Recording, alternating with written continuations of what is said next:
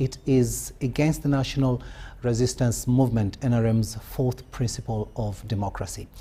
The President, who was accompanied by the First Lady and Minister for Education and Sports, Janet Kataha Museveni, made the remarks on Sunday, the 15th of September 2024, as he hosted his guests for his 80th birthday celebrations, a special luncheon at the Presidential Demonstration Farm in Kaumo.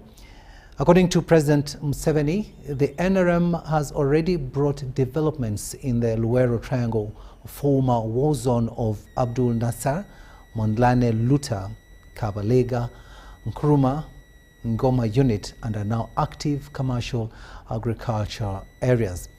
The President therefore called upon NRM cadres to expose charlatans that confuse Ugandans to keep away from development. Now, the President also thanked Ugandans for joining his family to celebrate his 80th birthday. Take a watch.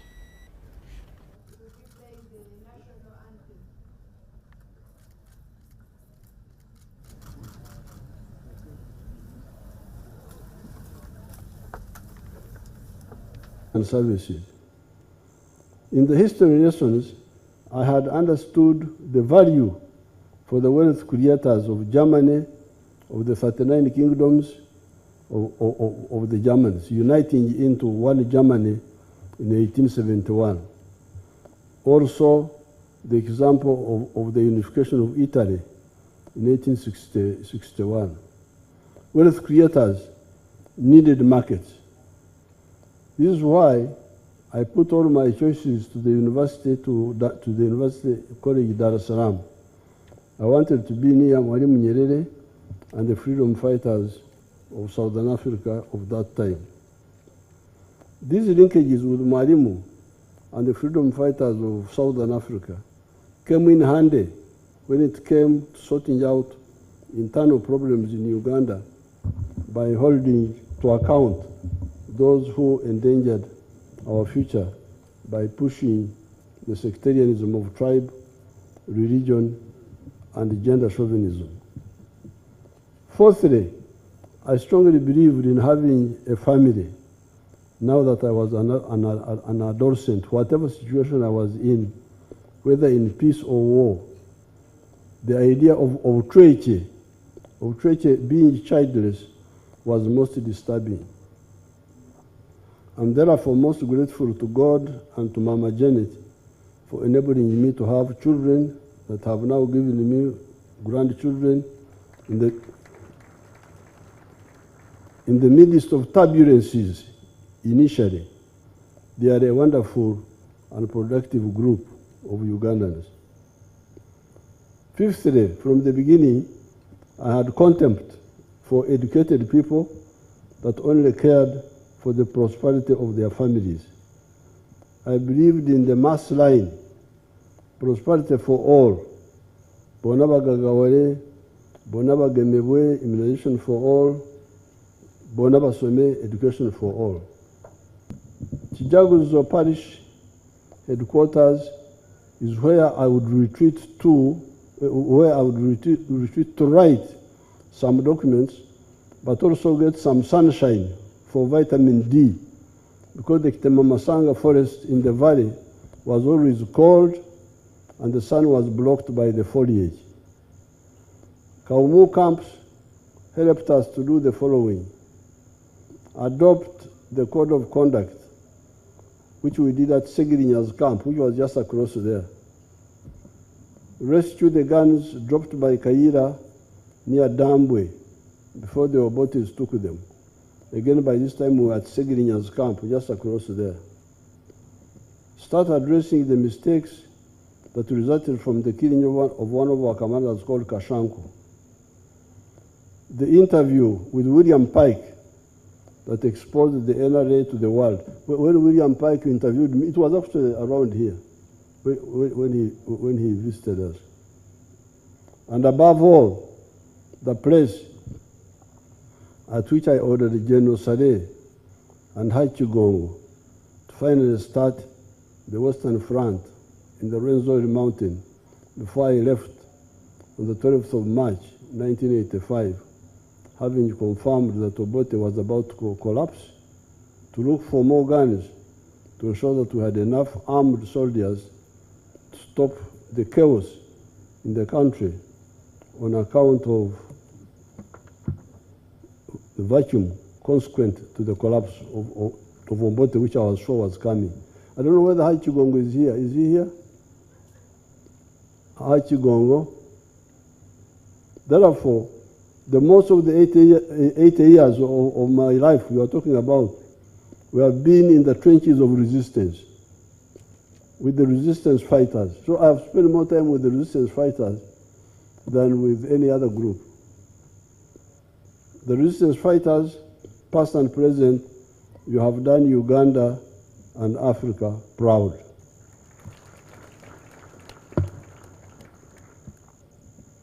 Therefore, fellow Ugandans, especially the NRM members, everything is now in place to implement the 4 principles of the NRM of patriotism, Pan-Africanism, socio-economic transformation, and democracy. The only principle that is not fully in our hands is Pan-Africanism, where we need to agree with our brothers and sisters in the East African community about the political federation and with the rest of Africa on the continental free trade area. However, that does not stop you from discussing it among the Ugandans and reaching out to the East Africans to discuss the issue instead of speaking on the behalf of foreign parasites all the time. When I hear the debates and I read the newspapers, I really feel very sorry. You are not talking about your future. President Yoweri Museveni addressing people who had come to attend his 80th birthday dinner there. Now, National Unity Platform NUP Party President Robert Kyagulanyi Ssentamu has issued a strong warning to Ugandans and members of parliament to reject a proposal that would lead to the amendment of Article 1 of the 1995 Constitution that states power belongs to the people. Now, the intention of the movers to amend Article 1 of the Constitution, according to Bobi Wine, is to usurp powers of the people to vote the president of their choice and be given to members of parliament. Now, this was during a press conference held at the NUP party headquarters at Makerere, Kavule.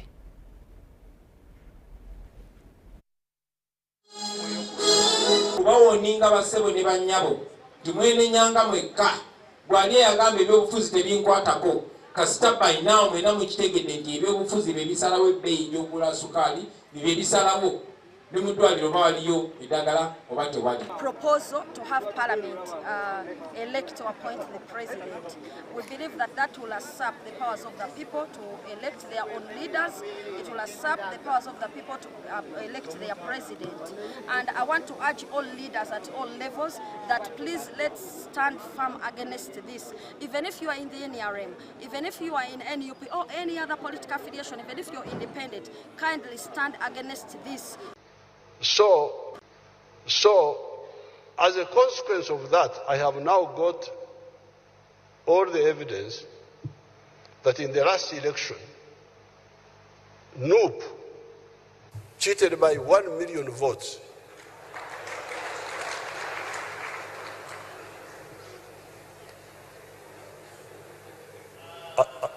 I have the facts. NUP can take me to court. And the same 7 has falsely accused them. But this is what happened, 1 million votes. We challenged that said NUP can take me to court. I am taking you to court, Museveni. Put away your immunity. That Museveni says that the election was rigged. Then why doesn't he disband the Electoral Commission? Why is he still appointing the Abakama who pretended the rigging of more than 1 million votes? But I cannot help but also add my voice on the same biased electoral commission. The same electoral commission was very quick to respond to those people, our comrades from FDC trying to start another party in favor of impersonators. You know we are people power. You know.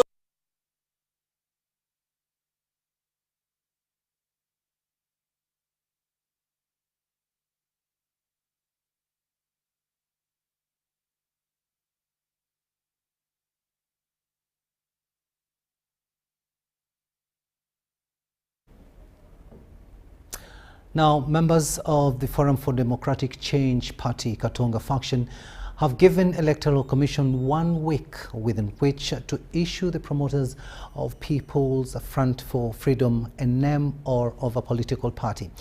Now, this follows the application for registration with requisite registration forms as provided for under Section 7.2 of the Political Parties and Organizations Act 2005.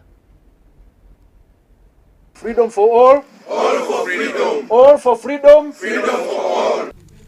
Members of Forum for Democratic Change Party Katonga faction during their delegates conference this year resolved to dissolve FDC party. In acting to this resolution, a delegation of 12 members embarked on the process of registering a new party, People's Front for Freedom. These are all subscribers and owners of the FDC. They are stakeholders in FDC. The delegates who assembled here are the very owners of the FDC. They have a right to say, okay, you have stolen the brand, the FDC. Let's get a new brand, but we remain the same people with the same mission. It's about acquiring a new brand. However, according to the President Katonga faction, Arias Lukwago, they were not issued with the forms, only to see a communication from Electoral Commission on 3rd September that they need to comply with the Section 8 of the Political Party and Organizations Act. Before the impanned letter was issued by the Electoral Commission, they ought to have at least summoned the promoters to accord them a right to a fair hearing.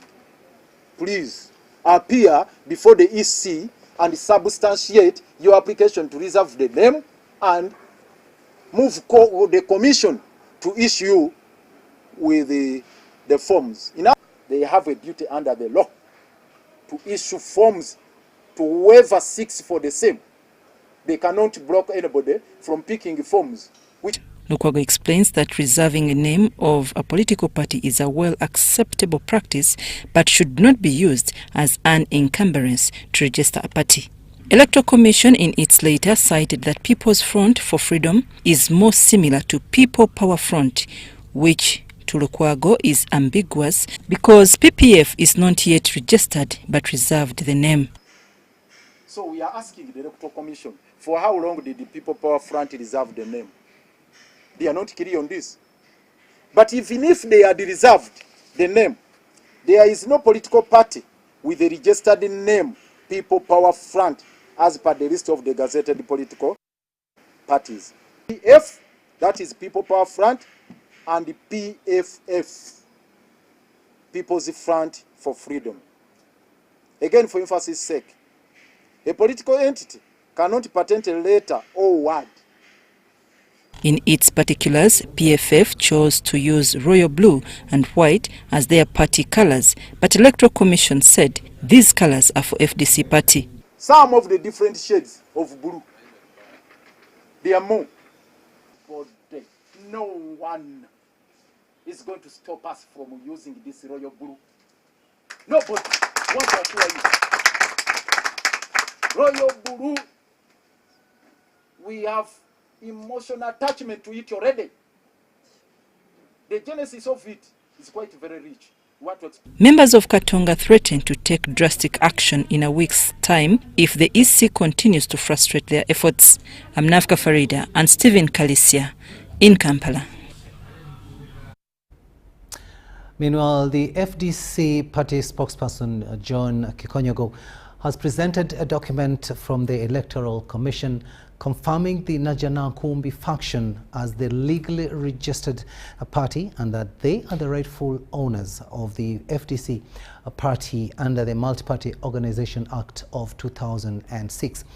Now, following the clarity from the Electoral Commission, Kiijanangoma appealed to the FDC Katonga faction to refrain from breaking the law and withdraw their move of registering another party using symbols and colors of the FDC. Kiijanangoma made the remarks at the party headquarters in Kiijanangoma.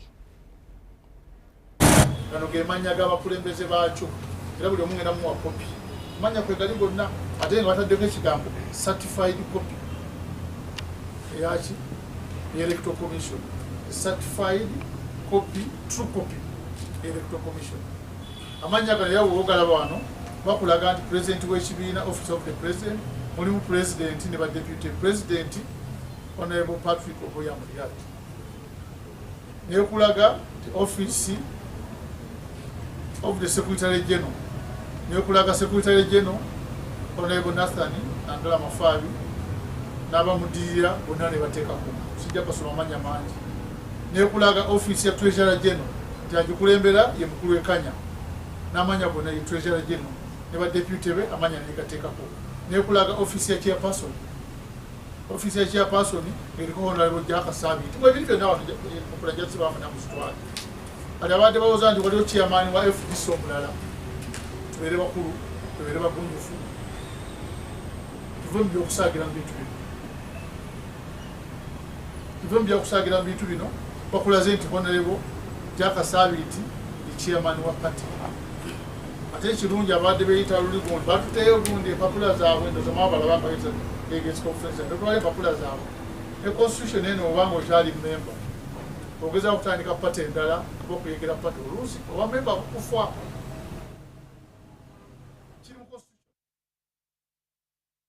Mozambique are currently in Uganda attending the second session of the Uganda-Mozambique Joint Permanent Commission aimed at consolidating gains on the political, security and economic fronts. During the opening of this three-day event, officials acknowledged the strong ties between the two nations dating back to the post-colonial era. We have more in this story. Uganda and Mozambique share strong historical bonds rooted in the Fronasa and Frelimo liberation struggles from the shackles of colonialism and bad governance in the post-colonial era. These ties have laid a firm foundation for enhancing bilateral cooperation. We have historical ties with the Republic of Mozambique, given our liberation struggles between Frelimo, Fronasa, which anchored our foundation for both our countries. So this is following the state visits of Their Excellencies, the President of Mozambique and the President of Uganda to Maputo and Entebbe respectively. The bilateral relations between the two countries were established through the Joint Permanent Commission, which was initiated in 1987. This is the second session of the Joint Commission after 34 years. The first one was 1988. And because of the circumstances, now we are opening the new page in the cooperation between the two countries, having the second session of the Joint Commission. This relation was further solidified by a cooperation framework signed in 2018 in Maputo that lays out the areas of cooperation and sets the pace for further bilateral engagements and collaboration. We need to trade in serious, okay? Serious. We need to trade in dairy products, okay? We need to trade in even buses. When I was in Mozambique, I see opportunities of buses which we are making in Kira. We are making very good buses, and that country needs buses, and they can do it. I saw it, that opportunity is there.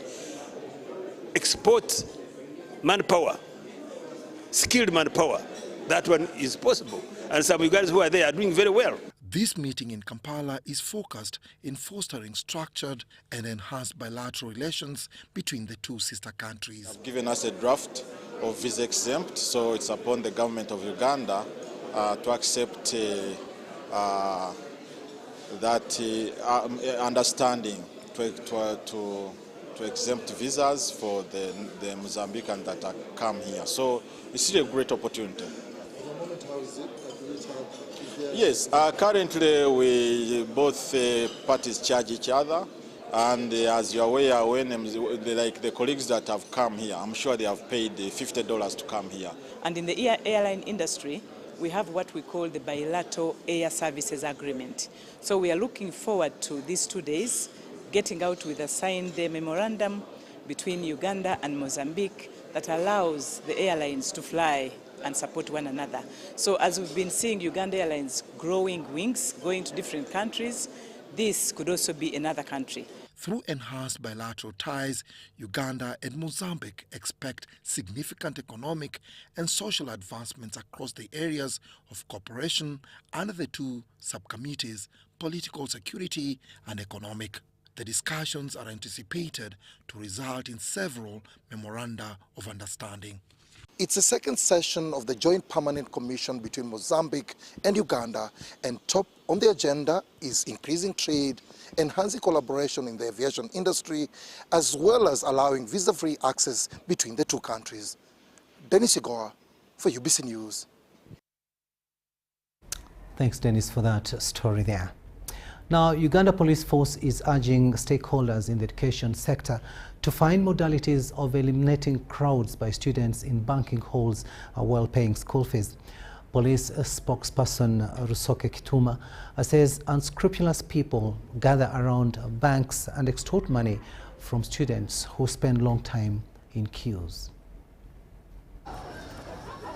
Police want school managers and banks to leverage on the contemporary financial technologies and devise a safer way of paying school dues without attracting parents and student crowds around banks, which expose them to unscrupulous people. We appeal to banks to promote alternative payment methods, such as digital wallets and online banking, to reduce incidents of on-counter cash transactions. This will help in mitigating associated risks, but also reduce the inconveniences arising from crowding at banks. In the police school's advisory, school managers are urged to better studying and living environment of students at school premises.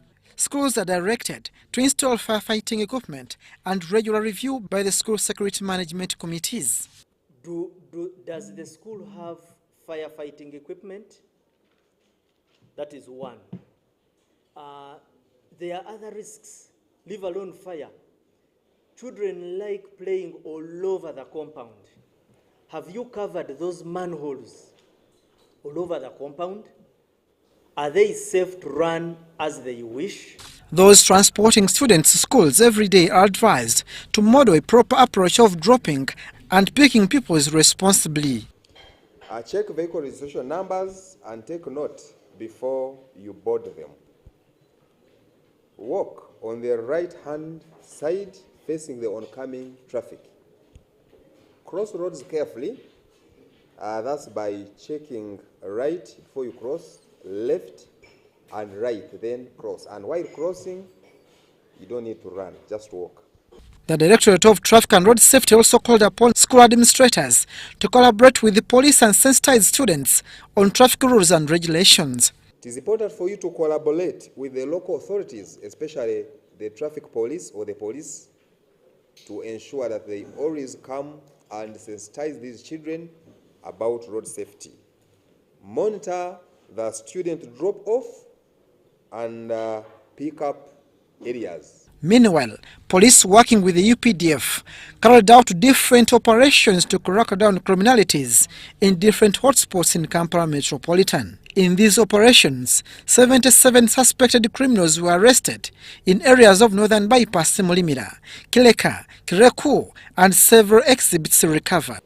It was in response to public concerns over rising incidents of phone snatchings and thefts in Busega, particularly around the flyovers, roundabouts, and the Northern Bypass. Police commends local leaders and public for collaborating to curb rampant criminality in the society. Abdul Nasir Lubwama and Rogers Komagum for UBC. In a related development, more than 50% of students have returned for the third term, both in primary and secondary schools. In an interview with UBC, some administrators urged parents to ensure that their children report on time to avoid missing the crucial beginning of term exams. In Kampala have reported an average turnout of students on the first day of the third term. Our attendance today, we have registered 574 girls, 620 boys, a total of 1,194 who have turned up today. But our enrollment is 2,384. So we have almost half. And as we open, I'm glad to say that we have had a good turn up, more than 85%, especially for the candidates. Senior 4, 5, and 6 have turned up in big numbers. The school management also confirmed they are well prepared for the upcoming candidate exams for final year classes. With our candidates, the P7 candidates, they are ready for the PLE. We are almost 80% of the syllabus coverage, and in the remaining few weeks, we shall be winding up and do a lot of revision. Because this is the first group of our senior 4s that are sitting the new curriculum. And as students, they have been copying. Now we are in the final stages to prepare for assessment. I would think right now we are at 100% with the projects. The students have completed their projects, and we are just ensuring that every child has the marks that the UNEB needs. The 80% of course is from UNEB.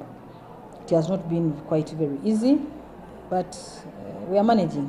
Despite the challenges brought by the new curriculum for O-level, both teachers and students have welcomed the changes. The new curriculum is a competent-based curriculum that touches the competence of a student. And at the end of it all, I think the students will be able to benefit and the nation. That is the greatest thing the government has done for us. So I think it has shown that we are something that even the world cannot uphold, because we have done things that are incredible. We have brought up ideas that can solve problems that can even tackle the whole world. So I think it's amazing in the first place, but also it gives us an upper hand in trying to solve problems that are in our country. You hear about flooding, you hear about climate changes, and when you come to schools, you see people recycling plastics. I think it's amazing. Winnie Ainembabas Katwire and Dan Lugemwa for UBC. We'll now take a very short break, but we'll return with much more. Do stay with us.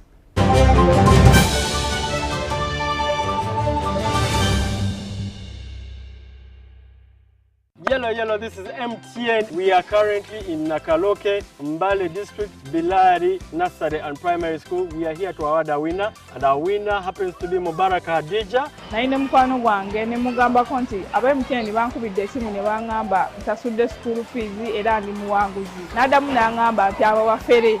Nze ne mugamba nti naye wabanga bafere bangambe bagenda kujja school fees wange bamuleete. Kandi ndo olunaku olwo banaaba baleeta school fees awo ndyoke nzikize nti si bafere. Abazadde abali eyo mbagamba beeyongere okukozesa MTN Momo okusasula school fees w'abaana baabwe, bajja kuba bawanguzi nga nange weepangudde olunaku lwa leero. Abantu bawangula *165*80# osasule school fees. Kozesa ne Momo app osasule school fees. Together, we're unstoppable. Hey kids, we're going to count today. 1, 2, 3, 4, 5. Enjoy 5 ways to love your baby, smoothen and protect your baby's skin with 5 new gentle formulations. Original to nurture your baby, aloe vera to protect your boo-boo skin. Cocoa butter to comfort your pinku, mild scent to soothe your little one, and avocado to soften your buju skin. Available in all supermarkets, retail shops, and cosmetics shops near you. Move it, baby jelly. All day confidence. To help businesses recover from the impact of COVID-19, government introduced a tax amnesty through a waiver of interest and penalty on outstanding principal tax as at June 30th, 2023. Accordingly, URA has since July 2024 been implementing this waiver. To benefit, simply pay your outstanding principal tax by December 31st, 2024, and the waiver is applied automatically upon payment confirmation. This amnesty applies to domestic taxes, namely income tax, rental tax, payee, and others. Grab this golden opportunity today. For more, use the platforms displayed. Uganda Revenue Authority, developing Uganda together. Where does it come from?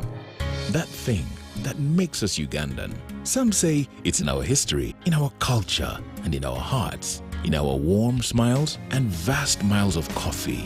It's in our inherent pursuit to always be better, to never stop growing and glowing. We are a nation of sweat and skills, a nation of ideas and inventions. But what truly makes us Ugandan is our quest to invest in agribusiness, manufacturing, tourism, infrastructure, health, and education to improve the quality of life of Ugandans. That's what makes us Uganda Development Bank. We can do better. Uganda Development Bank, inspiring development.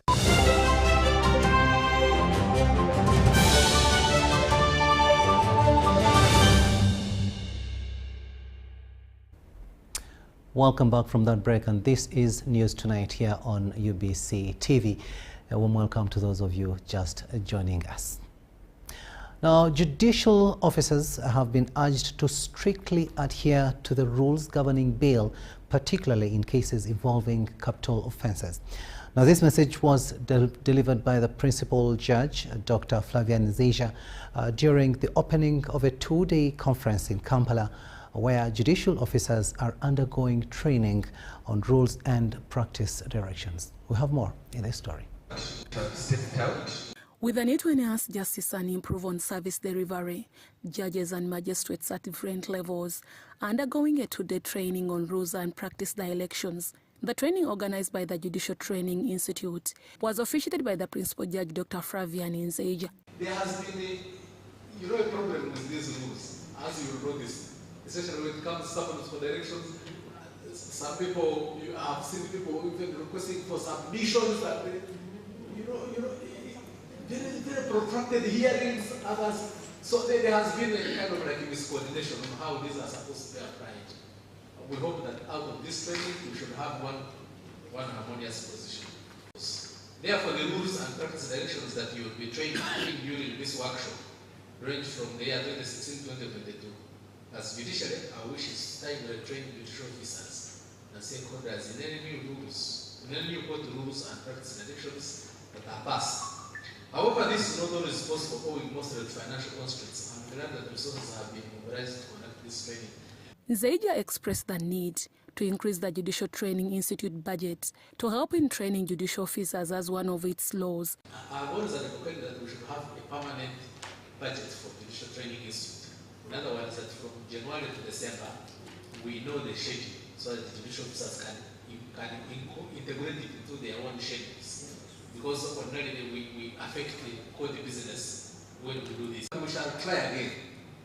What I want is that the Judicial Training Institute should have a permanent budget. Even those who support us, for example, should indicate hard enough the months when they will bring their resources forth, because we have partnerships like the URA with the Bankers Association, those who come in 12. So that we, from January to December, we know our program. Yeah, but we shall achieve that, I'm sure. It's a question of time. Damai Ranga is the Executive Director, Judicial Training Institute. The main objective of this workshop is to empower and enhance the judicial officers' knowledge and skills in applying the new rules and practice directions while administering justice, because it's important to unpack and have a deep understanding and appreciation of these rules and directions in order to implement them and enhance justice, access to justice to the people from whom we derive judicial power. Prosecat Shabe, Registrar in charge of Judicial Training Institute, highlighted some of the key topics to be tackled during that training, among others the issue of bail. We're taking them through what does the surety do, what do you require to bring, and key to note is that if you come and stand for somebody in court as a surety, you should ensure that that person keeps coming to court. In case the person has any challenge, you should come and inform court. But if you don't, this person doesn't come, the surety doesn't come, what happens is that we issue criminal summons. And if the person does not come, we issue a warrant of arrest and arrest the accused person or the surety, depending on who has not come. It's against this backdrop that the Principal Judge, Dr. Flavian Zaijia, urged the judicial officers to be keen when it comes to granting bail to offenders. Among the facilitators of the training was Lady Justice Jenny Okuokajuga, who highlighted to the attendees some of the requirements when it comes to granting bail. Deborah Namamonde, Viola Nance Subuga, UBC News. National Environment Management Authority, NEMA, in conjunction with the Ministry of Works and Transport, is working on a program aimed at regulating engine standards and their management across the country. Now, this initiative is currently in the pipeline as a mitigation measure intended to address the challenge of pollution caused by vehicular emissions. Gasoline-fueled automobiles release pollutants like nitrogen oxide and hydrocarbons, which result from engine combustion exhausts and evaporation of fuel. These chemicals combined form a composite set of chemical reactions that produce ozone-depleting substances. When you drive your vehicle and the engine is not up to standard, you are likely to release nitrous oxides. Beyond fossil fuels, other contributors to harmful atmospheric gases include chemicals used in refrigeration, fertilizers, fire extinguishers, industrial wastes, and landfills. The production and consumption of the ozone-depleting substances are controlled under the 1987 international agreement known as the Montreal Protocol on Substances that deplete the ozone layer and its subsequent amendments and adjustments. Uganda is already a party, and because of that, we partner with other countries to control international movement of ozone depleting substances, ODSs. Today, Uganda joins the rest of the world in commemoration of the World Ozone Day 2024 under the theme Montreal Protocol, Advancing Climate Actions. Uganda also receives the ultraviolet rays because Uganda is actually along the equator. So we receive more rays than the people who are off the equator. So because we are directly under the sun, we should be much more concerned to ensure that we conserve the ozone layer without failing. As party to the 1987 Montreal Protocol, Uganda has taken several strides in the control of the ozone-depleting substances, including reduction of the age of imported vehicles, regulation of importation and usage of machinery that contain ODS. So we control refrigerants that come into Uganda. We train the refrigeration and air condition technicians not to use chlorofluorocarbons but use hydrofluorocarbons, which are safer. In partnership with the Ministry of Works, NEMA is currently working out a program to aid in regulation of the entry of particular engine types and management of those already in the country. As technology improves, the engines become more efficient, and so you are likely not to release gases like nitrous oxide if the engine is more efficient and is modern. The Minister of Works is to phase out the engine types deemed to be harmful to the environment within 2 years. Within a period of 2 years, we should be able to put a cutoff on certain engine types in terms of strokes. The ozone layer protects the Earth from harmful ultraviolet rays and chemical reactions arising from accumulation of natural greenhouse gases, and its depletion leads to immense health and environmental impacts. Susan Naonga reporting for ABC TV. To Busia district now, where it's not good news coming from there because the district is battling with the outbreak of chicken pox. Now, the disease has left many in fear after the district registered one death at Bukobe A village, Bodimo parish in Busia district. Take a watch. Anyango Mildred Wanga, 46 years of age, a village health team officer in the area, is currently nursing chickenpox. She noticed the disease after getting signs that looked like pimples on her face, which later turned into blisters. At Bukobe A village, Bodimo parish in Busia County, one death has been registered of a minor of 6 months. Patients with symptoms suspicious of mpox. However, all the tests that the samples we've taken off have turned to be negative. So that's why we are thinking maybe it could be just the chicken pox, not actually the mpox. So how we are managing when we receive the patients, we give them the calamine lotion, the antibiotics in case of any spine-posed bacterial infections. Some residents have been forced to temporarily halt their children's education until the situation is under control.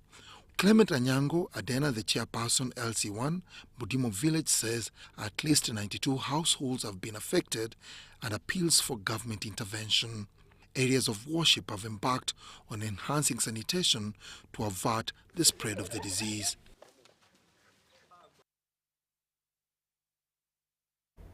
Dennis Sigoa reporting there. Now, local leaders in Agago district have called on government to rehabilitate roads leading to Wipolo Martyrs Shrine, where two martyrs, Daudi Okello and Gildo Irwa, were killed in 1918 in northern Uganda. Now, the call comes at a time when preparations for celebrations of the two martyrs are underway, slated for the 20th of October 2024 to reflect on their faith, and the administration there urges government to tighten security ahead of the ongoing preparations. The magnificent and artistic structures constructed at Wipolo Shrine is an impression of the two pillars signifying the two martyrdoms, Daudi Okello and Gildo Irwa, who were killed in northern Uganda in 1918. Available historical facts indicates that Daudi Okello and Gildo Irwa were some of early converts from the Acholi region, where Daudi Okello was born in 1902 in Ogomopaila, a village in northern Uganda, by pagan parents Lode and Amona. At only 14 years of age, Daudi Okello frequenting catechism classes and had received baptism. He received his Holy Communion from Father Cesare Gambaretto on 6th of June 1916. His counterpart Gildo Irwa was born in 1906 in the village of Bakitoba on the road from Kitgum leading to Padibe, also by pagan parents, Mother Ato and Okeni, the father who later converted to Christianity. Gildo was also baptized by Father Cesare Gambaretto on 6th of June 1916. Both Gildo and Okello received their first Holy Communion on the same day and baptized on 15th of October 1916. Following the death of Antonio, the catechist in charge of Panimol in 1917 was replaced by Daudi Okello, deputized by 12-year-old Gildo Irwa, who were chosen for the job and dispatched to Panimol to begin their catechism. The area was insecure due to slave trade and tribal wars associated with colonial government that were expanding control over the area, which resulted into the arrest of Odido, the chief of Panimol. So the local people around, they thought it was that these two catechists who have been sent here, they are collaborating with the British. So since these people were sent to come and preach the gospel, which is connected to the white people, the people think that maybe they were sent as a spy. They want to come and grab the land from them. This led to the hanging of the subjects to the chief of Panimol and order of Daudi Okello and Gildo Irwa to denounce their faith if they still need their lives. The two refused and was killed and stabbing them to death in 1918, and their bodies were abandoned for 4 days. So in the year 2002, they were taken to Rome and they were beatified. The relics were buried here at Martyrs Shrine in Agago and were canonized as saints of God, making a total of 24 Ugandan Catholic martyrs celebrated on 3rd of June in Namugongo every year. According to local leaders, there is a lot of things needed to be done to promote Martyrs Shrine in memory of the two martyrdoms. The only way that the government can do is only to make a good road. Even when you are coming this way, you cannot believe that you are going to a good place. I believe it is very important that more efforts are put in this facility so that it is developed further. We have seen a challenge with the terrain. Meanwhile, Uganda Tourism Board, an entity that is mandated with marketing and promoting Uganda's tourism destination in and outside, has embarked on profiling all tourism sites in northern Uganda region. The move is in line with preparations to commemorate the two martyrdoms slated for 20th of October 2024, which is celebrated every year. However, leaders here appeal to government to ensure security of the pilgrims. Abdunasir Lowama and Sulaka Gugube for UBC.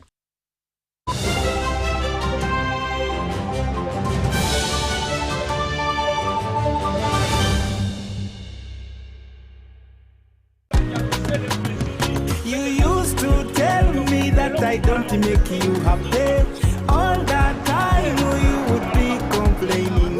I'll call you every day, yeah yo, baby don't know. You can now get all the Chibuzi out with MTN voice bundles. Call all networks Kubei Dondoro. Buy a 25-minute voice bundle for only 1,000 or buy any daily voice bundle of your choice. Dial *100 *21 hash and select daily or use the My MTN app. When we talk together, we are unstoppable.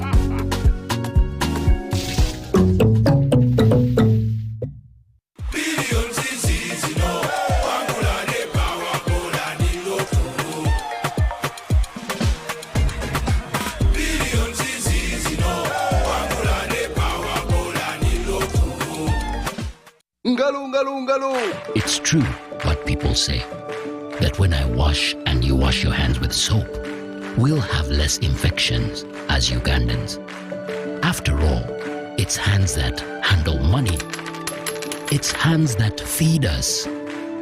Hands that prepare soil for farming. Hands that we use to learn. And hands that we use for fun. When I wash and you wash, it means clean hands for all. So, wash your hands with soap and clean water regularly to keep away infections and disease-causing germs. This message is from the National Hand Washing Secretariat with support from UNICEF.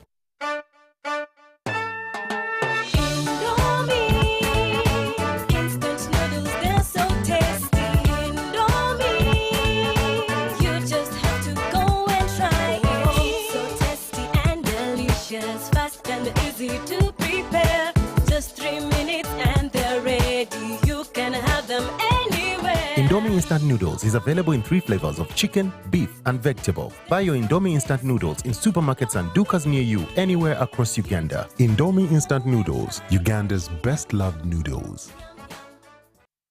The Ministry of Health informs the general public that there are some cases of Mpox detected in Uganda. The ministry, working with partners and affected district local governments, are doing their best to contain the situation. The signs and symptoms of Mpox are body rash, fever, general body weakness, headache, sore throat, nasal congestion or cough, and swollen lymph nodes. You can prevent yourself from getting infected with Mpox by avoiding close contact with people who have been confirmed to have Mpox or who have signs and symptoms of Mpox. Avoiding touching or sharing personal items like beddings, eating utensils, phones, or other belongings of a person who has the signs and symptoms of Mpox. Avoiding contact, including eating, with all all wild animals, alive or dead, especially those known to carry the virus, such as rodents and monkeys, and those that appear sick or have been found dead. Getting vaccinated if you're among those who have been identified to be at high risk of Mpox infection.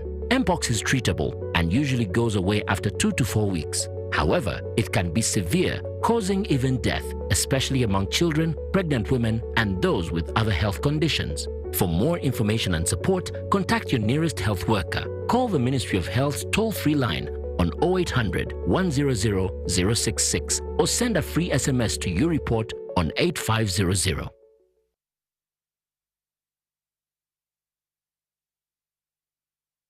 Uganda Manufacturers Association celebrates 30 years of industrial excellence. Come and be part of the 30th UMA International Trade Fair at Lugogo from the 2nd to the 10th of October. We celebrate 30 years of industrial excellence with an education pavilion, an agricultural pavilion, and a job skills development pavilion for job seekers. There will be lots of fun, entertainment, and business opportunities. Come and be part of this great journey and milestones. Entrance fee is only 10,000 shillings. If you want an exhibition stall, call +256 0703 552 444 or visit the UMA website, powered by Total Energies, Hisense, Smart Tech, and Stanbic Bank.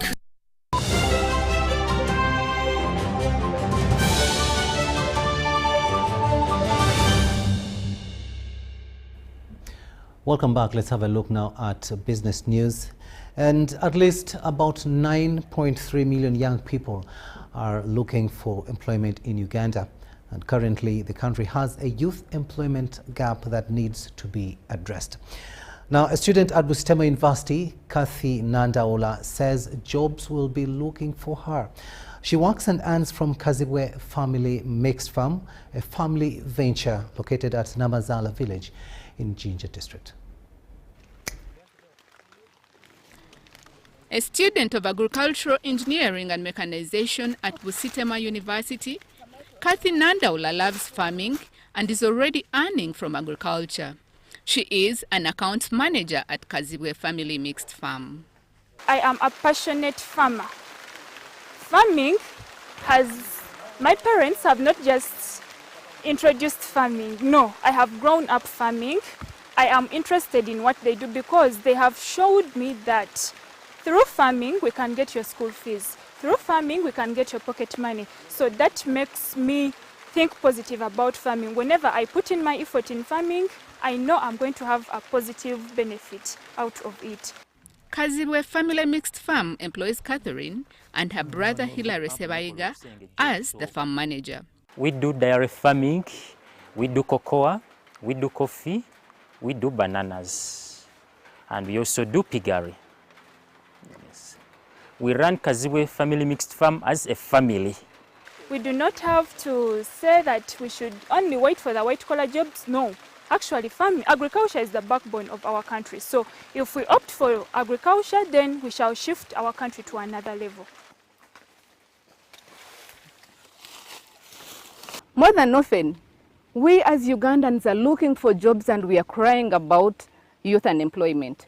Well, Kathy, right here in Busede, in Jinja district, has told you the truth. If you have where to start from there. And for her, it is agriculture. Her parents started this, and she is comfortably participating in the family business. And she's not shy to tell you that she is proud of loving agriculture. The farm also has casual laborers. Dairy is one of the ventures that gives them daily income. In dairy farming, you don't have to look at the animal as an animal. Look at it as something of value, beyond just an animal. When you look at it as something of value, you'll be able to attach all the care to it, and you'll be able to obtain the maximum out of it. You'll be able to utilize it maximally, and it will be given all that it deserves, implying that it also pays back. These animals give back the same energy that you give them. They also put up a biogas system for cooking. After getting biogas from cow dung, they add value to the residues to make liquid soap, and what is left is used as manure for the plants. We get manure from the dairy enterprise, and this is basically the residues after obtaining the biogas. From the biocelery, we are now making liquid soap, we are making hair shampoo, and we are looking at making a jelly out of the biocelery, because our grandees told us that this cow dung is antifungal, and research has it proven that indeed it is. The family went commercial in 2020, and 14 years later, they sell 252 litres of milk every week. Every litre costs 1,200 shillings. 750 kilograms of cocoa every year. Each kilogram is at 26,000 shillings. They sell 60 piglets every year. Each piglet at 180,000 shillings. They also sell 150 litres of liquid soap monthly, each litre at 3,000 shillings.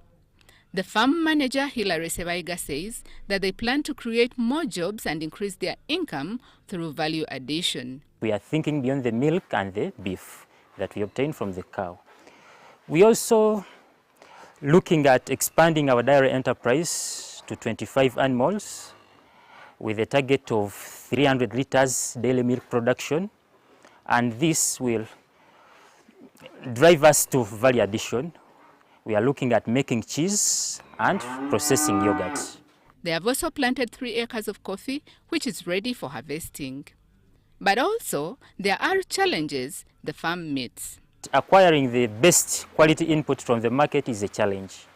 You source the inputs, on getting them to the farm, they are not to quality. And that has really dragged us behind. Then even the medicines, the drugs that we use to treat the animals, the acaricides for spraying the nuisance flies and the ticks, it's really a challenge to get the best ones from the market. The prices are also a little bit high, and that is really a big cost to us. Kazibwe Mixed Farm demonstrates that agriculture has the potential to create jobs, and the farm's accounts manager, Kathy Nandaula, serves as an example and inspiration to the youth facing unemployment. Priscilla Namara reporting. Very inspiring story there. Now let's have a look at how the shilling fared today against the following selected local and international currencies in our money market report.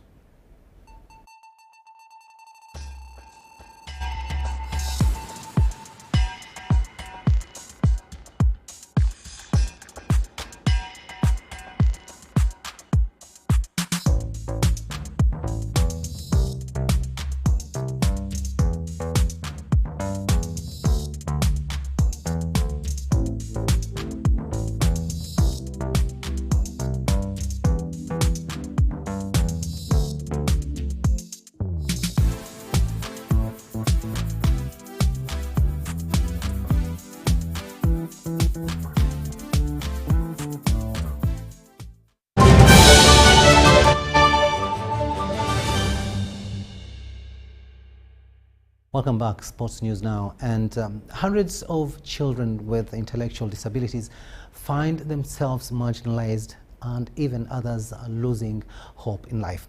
Now it becomes more difficult for those with eye problems. Now Special Olympics Uganda has offered free eye testing for more than 200 athletes in order to improve the health of athletes with intellectual disabilities. Uganda has been traversing the country looking out for kids with intellectual disabilities and how best they can be helped. Those with eye problems have been offered free eye testing, improving their sight, accompanied with physical well-being. Currently, Special Olympics Uganda has offered free eye testing for more than 200 athletes.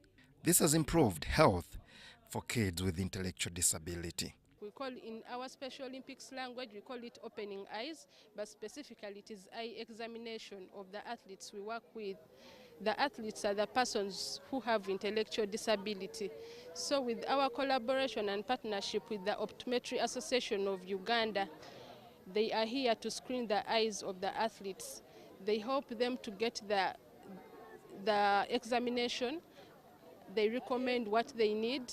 Those who need referrals are given, and those who need their specs are recommended, and they are made for them. So it helps them to play well on the pitch. Since we are a sports organization, we can't work with athletes who are not healthy. The one-day camp hosted at Hill Preparatory School, Naguru, was held in partnership with Optometrists Association of Uganda, who are marking 10 years of existence.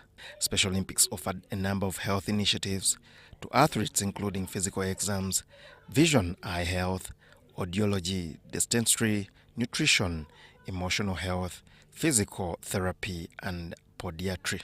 As Special Olympics Uganda, we have our health initiative of all the athletes we work with. They can't really play well on the pitch when they are not well.